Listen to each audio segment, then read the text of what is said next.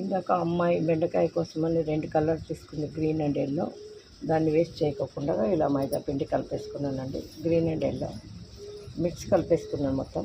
ఇలా చిన్న చిన్న బిళ్ళలు చేసుకొని ఇలా ఫ్లవర్ చేసేది నేర్పియాలండి పిల్లలకి. క్రియేటివిటీ. ఇది చూడండి, శంఖపుష్పంలాగా వస్తుంది. ఇదిగో ఇవి శనగలండి, చేసి చూపిస్తాను. చిన్న చిన్న బిళ్ళలు తీసుకొని ఇలా అతికించుకోవాలండి. దీన్ని కింద ఒత్తేసుకోవాలి, దీనిపైన కూడా ఇలా అనేసుకోవాలండి. సాయిబాబాకి ఇస్తారు కదండి గుగ్గుళ్ళు, శనగలండి. ఒత్తుకోవాలండి.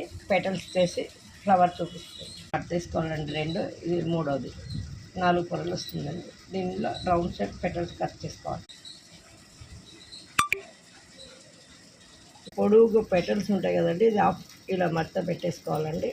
మడత పెట్టుకొని 3 కలిపేసుకోవాలండి. ఇలా మైదా ఫ్లవర్ ఇలా కూడా రోల్ చేసుకొని ఇది కూడా ఫ్లవర్ చేసుకోవచ్చు అండి. కొత్త రకం ఫ్లవర్. మైదా ఫ్లవర్స్ రెడీ అండి. ట్రై